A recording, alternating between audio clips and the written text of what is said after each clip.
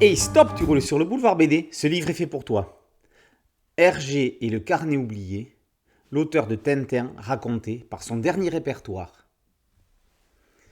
Novembre 2007. Pour le remercier de son aide à la rédaction de la biographie Hergé, ligne de vie, Philippe Gaudin, ancien secrétaire général de la Fondation Hergé, offre à Jacques Langlois le dernier répertoire de l'auteur des aventures de Tintin. À la page des L, il y figure.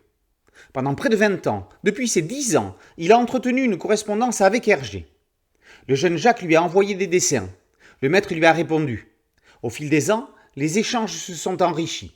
L'enfant a grandi, est devenu adolescent, puis jeune adulte. Ses succès dans les études ont été félicités par Hergé. Ils se sont rencontrés plusieurs fois.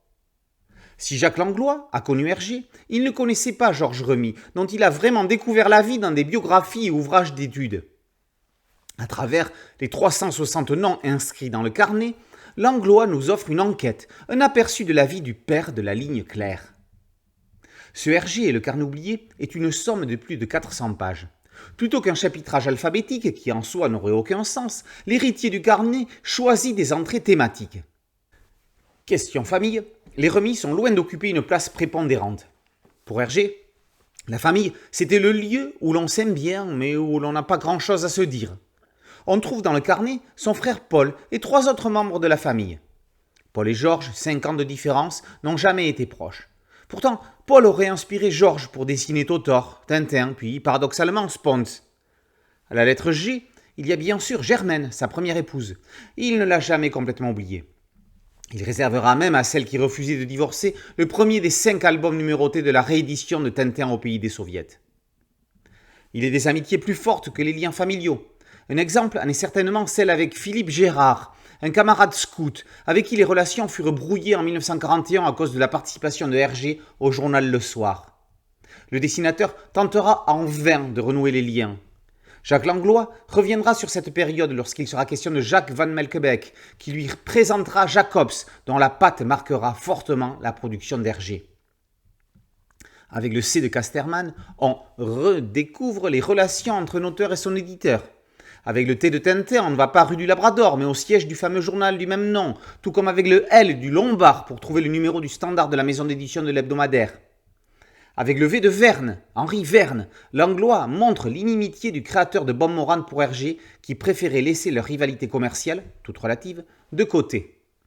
Avec le B de Beaujot, ceux qui n'ont jamais entendu parler feront la connaissance de Josette Beaujot, coloriste en chef des studios, qui deviendra la compagne de Joël Azara et dont le franc-parler irritait Hergé. Un personnage. Dans le chapitre « Chers collègues », le G de Greg rappelle le travail sur le jamais terminé Thermo Zéro. Les relations avec Franquin, Goscinny, Pratt, entre autres, sont racontées. Au F, on trouve Follon, dont Hergé admirait les œuvres dans les galeries. Fidèle au carnet, Langlois consacre de larges paragraphes au rapport de Hergé avec l'art contemporain, allant même jusqu'à se poser la question de savoir si dans l'inachevé Alphard, Georges Remy n'allait-il pas prendre le pas sur Hergé. Sur les 360 entrées du carnet, Jacques Langlois, un enquêteur minutieux, en a identifié plus de 340, permettant ainsi de parcourir la carrière et la vie de Hergé. Impossible d'en faire ici une synthèse exhaustive. Hergé et le carnet oublié est un livre passionnant qui peut s'ouvrir comme un répertoire à n'importe quel chapitre. Tout tinténophile aurait rêvé que son nom figure dans ce fameux carnet. Jacques Langlois a cette chance. Il a l'amitié de nous la faire partager. Quand on a fini de lire Tintin, on peut recommencer à lire Tintin. On y trouvera toujours quelque chose de nouveau. Hergé et le carnet oublié, par Jacques Langlois, est paru aux éditions Géorg dans la collection L'Équinoxe. Boulevard BD, c'est un podcast audio, un site dédié et une chaîne YouTube. Merci de liker, de partager et de vous abonner. A très bientôt sur Boulevard BD. Ciao.